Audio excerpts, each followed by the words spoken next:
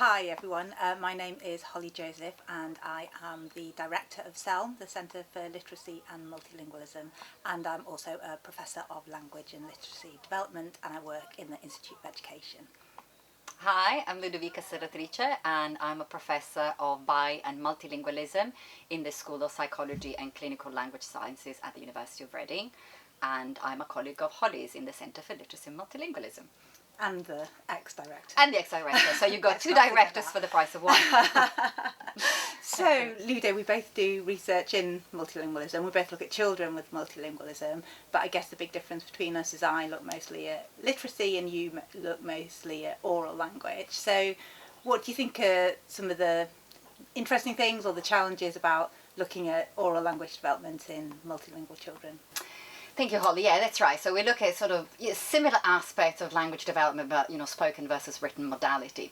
So I'd say that doing research on bilingualism and multilingualism in the UK is an interesting challenge because unlike places like the US, for example, where there is like a big Spanish-speaking population, or places like Canada, where there is societal bilingualism with French and English, or parts of Spain in Catalonia or the Basque Country, or even parts of this country like in Wales, most of the time, as you will know, when you walk into a primary school or even a secondary school in this country, you have English as as a common language, but a lot of different heritage languages, a lot of different first languages, or, in addition to English. So I think we're all a bit guilty. I don't know if you are. I know that I'm guilty of having done bad bilingualism research, where we go into a classroom, we include these children who've got English as an additional language, bilingual, multilingual children, and then we end up only looking at their English because we just don't have the resources to also look at their L1s for a number of reasons that I think you're going to tell us about later, because I think you've got similar problems, plus you've got the writing script problem in your case as well. So I think it's a bit of a tension, because obviously we try to do research that is representative of the kind of population that teachers and parents sort of have in classrooms in the UK, but at the same time we're very guilty of only looking at their English, and we're quite limited in what we can do for their L1. Yeah, but I mean, it's a no-win situation really, isn't it? Because if you picked out children with the same L1, then people would say, well, they're not representative of multilingual children in this country. And if, of course, you can't test the L1 of 15 different languages within a class of 30, that's, nobody could do that. Yes. It's not a realistic thing to do. So, you said, you're guilty of doing bad bilingualism research, but, if you had gone in the other direction, people might have accused you of that as well. So I think because I'm in an education department, I guess I think of it in terms of, we have this category of EAL. A lot of multilingual researchers don't, see that as very meaningful or helpful, but nevertheless it exists in our education system. And so if we're interested in EAL children, EAL being English as an additional language, in case anybody doesn't know that, then it's right to kind of, go into a classroom and there are 15 different languages and you test all of those children. From a sort of a more educational perspective, from a more linguistic perspective, obviously there are limitations to that. No, I agree, and I think I'm guilty of having done both this time for research. So I'm guilty of having done just the English, but I'm also guilty, but I think proud actually, of having done bilingual research where I have focused on a specific language combination. And I started out with Italian, because Italian is my first language, and looking at children that speak Italian and English, and in that case we could test both languages. At the moment I'm doing a project, again, we've taken one of these community languages, which is Polish, which is a fairly sort of well represented language, especially in some parts of the country. So we now can sort of test and find out about children's Polish and English. So I feel you're right. I mean, it's a tension, because also I suppose for these children have got English as an additional language, we don't, for the most part, live in a bilingual education system, really, right? So these children, fairly or unfairly, are also compared to monolingual children. So teachers also want to know where they sit, on the monolingual continuum, right? And I guess that's probably the same with reading. Yeah, absolutely. So people who work in this field talk about EAL children having this very kind of consistent profile, which is, there's two aspects of reading. There's the decoding aspect, and then there's the kind of linguistic or language comprehension aspect. And EAL children, across many, many studies have been shown to do well in the decoding, and then poorly in the comprehension, especially in vocabulary. But that's not really, like, poorly compared to what? Poorly compared to monolingual English-speaking children. But, if you've only been learning English for a few years, of course you're going to not yet have, developed a vocabulary that will then feed into your comprehension. So the idea of comparing these children to a so-called monolingual norm is very unhelpful in some ways. However, have to, right? What else are you going to do? And from an educational perspective, they're here at school in the UK, they will be assessed against those criteria, or at least that kind of criterion. So if you say these children speak many languages, one of which is English, so it's not fair to compare their English to the English from monolingual, in a way you could argue that's not fair either, because those children are going to be doing SATs or GCSEs or whatever in English. In English only, yeah. So they have to, they are being compared, necessarily to those monolingual children. And of course, EAL children actually, despite what the Daily Mail tells you, generally do really well. I mean, depending on various things, there's various, there's social economic status, and there's ethnicity, and there's home language, and lots of things.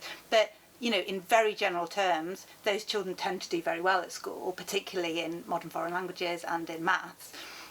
So this idea that they're sort of, in some way inferior, or that we should really worry about their progress is to some extent unfounded. Of course, they need support, and of course, when you're new to English, of course, we need to think about what will be best for those children. But the idea that because their vocabulary doesn't meet a standard score on a standardised test that has been normed on monolingual children, that's not.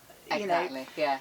And especially, like you said, all these norms are based on monolingual children that have been exposed to only English from birth, and that's all they've known. And like you said, so one of the things that we really can do, at least, is to contextualize a little bit the journey of these children into English, and find out, from parents or from the children themselves, if they're old enough, how much do they, read in English or their other language, or how much, they speak the various languages that they've got in their family, with whom, what do they use them for, do they go to a complementary school, for example. Actually, earlier when you were talking, I wanted to stop you for a second, and maybe to tell our viewers what decoding is, and what oral language is, what you mean, because people might not know. Good point. So decoding is, people call it the mechanics of reading. So it's kind of, you have a word like cat, and you decoding it, you would have to match the letter, the C that you see in front of you, with the corresponding sound. So k, a, t, cat. So that's the kind of, sounding out, you might call it, or when children first start to read, that's what they need to do. But of course, actually, the main goal of reading is to understand what you're reading, and so that's the comprehension part. And the comprehension part is usually measured in terms of listening comprehension, so that it's not kind of confused with the decoding part. So that's a simple view of reading, which is a very widely used kind of framework for understanding how reading development. Thank you for that. As you know. Thank you for that. One of the things I wanted to ask you before maybe we wrap up this little conversation is, because I think both of us feel quite strongly about it, but I know maybe you feel even more strongly about it than I do, about the kind of different languages that, these variety, the variety that, it's great, it's linguistic diversity, but also, all languages are not created equal in some ways. And again, also this divide of what counts as a modern foreign language that has got the status of being taught in primary schools and secondary schools, and other languages that are out there that nevertheless don't really have the same status. What are your thoughts on that? This is one of my many bugbears. So, the languages that children or young people learn in secondary school are not only, but almost only, French, German, and Spanish. So nothing wrong with that, but still. But so they're European languages. They're mostly spoken by white Westerners or the people that they colonised, and as you say, there's nothing wrong with that maybe in itself, but that does not reflect in any way the most commonly spoken languages in in England or the UK, and I was really happy to hear that you've been doing some research on Polish, because Polish is one of the most common languages spoken, along with Punjabi, Gujarati. Arabic is quite highly spoken, Chinese is highly spoken, and I think that Mandarin is taught in some schools, but why don't we celebrate the languages that are spoken by the children in classes? I heard this story, I might have told this before, this woman at this event that I was at, and she grew up speaking Gujarati and English at home, and she really liked languages at school, and she did French and German, and then she went to university and she continued to study French and German, and when she finished her degree she said to herself, oh my goodness, I'm bilingual, or trilingual, that's so exciting, I'm multilingual now. And then she had this moment and she said, hang on, I was multilingual from birth, but Gujarati, the status of Gujarati compared to these other languages is so low that she didn't even think of that as a language. And that's an extreme example, but I think versions of that exist everywhere, and that's a real shame and something I would love to see change. Yeah, for sure. I don't know if you agree. No, and I think we also, sometimes I've got the feeling, talking to, I don't know, teachers or speech and language therapists that work with bilingual children, and sometimes I feel like I live in a bit of an echo chamber, because I'm talking to people that are aware of these things. Maybe they come to our events at CeLM because they are interested in multilingualism and bilingualism, and then I realize that they're actually that's not the norm, that there are still a lot of myths and misconceptions, and not enough value of the linguistic diversity and the heritage that we do have in this country. Although it is mostly a monolingual country, that there is a richness and diversity that I think we should definitely celebrate more, and I guess this is what CeLM is about, right? Yeah, absolutely. And do you see that in the sort of clinic as well? I mean, I know you're not a speech and language therapist. Yeah, so I work with speech and language therapists, and again, there is a lot of, but I see it at a level of training as well, depending on which university you go to, and at Reading we're quite lucky that there is quite a focus on multilingualism, again, because of CeLM and all that. So for example, we do like working with interpreters, for example, for our students. So again, if you don't get that kind of sensitivity, that kind of training, it's difficult when you go out there. Then suddenly, when all you've been taught is to use monolingual standardised assessments, and then you've got a child who's been in the country for 6 months, what do you do? Where do you start from? So I think that's there's huge amount of work that needs to be done, but things are changing, things are moving, so I'm quite optimistic, cautiously optimistic. I mean, I think the same in education, and with CeLM and other organisations like CeLM, hopefully we will start to raise awareness and bit by bit change things for the better. Definitely. So if you want to find out more about CeLM, please visit our website. You can find lots of information there for parents, for teachers, for speech and language therapists, and always also about the research that we're doing. And please do get in touch if you'd like to.